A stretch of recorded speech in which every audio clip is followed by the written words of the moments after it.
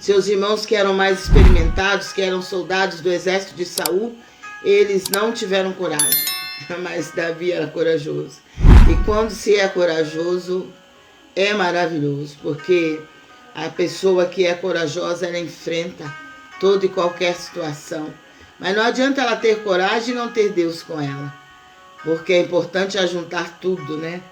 Ele tinha coragem, ele tinha disposição, ele tinha ânimo e ele tinha fé no nome do Deus Todo-Poderoso. Então era algo tremendo que Davi possuía, que fez com que ele vencesse aquele gigante. Não é porque ele fosse um homem de guerra, porque ele tentou vestir as armas, usar as armas de Saul, usar as vestiduras de Saul, mas ele não conseguiu caminhar com aquele negócio que prendia ele por todos os lados, porque Davi tinha o seu próprio estilo de guerra que Deus havia passado para ele. Então não adianta a gente querer imitar os outros, nós temos que usar as armas que o Senhor nos deu. Nós temos que nos deixar usar pelo Senhor da maneira que Ele quiser, não assim como Ele usa um, como Ele usa outro, porque Deus usa cada um de uma forma, porque cada um que é servo de Deus é usado por Deus da maneira que Deus quer e da maneira que Deus se agrada.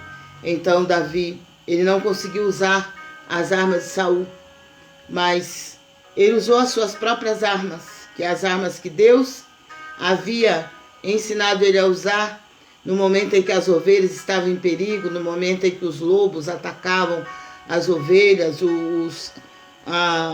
Muitas vezes Deus dava a ele sabedoria para lutar contra os leões que também atacavam as ovelhas. Glória a Deus. Então Davi disse, quando ele viu o gigante Golias afrontando o exército de Israel, ele falou para, quando ele se aproximava do gigante Golias, ele falou como ele ousava enfrentar, como ele ousava afrontar o exército do Deus vivo. Glória a Deus, que ousadia. Mas Deus é maravilhoso, Deus deu sabedoria a Davi, e antes dele chegar próximo ao gigante, ele usou a arma que o Senhor deu a ele, e o gigante caiu, para a glória de Deus. Ele tinha a direção de Deus. É importante nós sairmos para guerrear, mas sairmos com a direção de Deus. Não sairmos usando as nossas próprias armas, aliás, armas emprestadas, e não sairmos também confiando na nossa própria força, na nossa capacidade, no nosso conhecimento e entendimento, mas é importante nós usarmos as armas que o Senhor nos deu.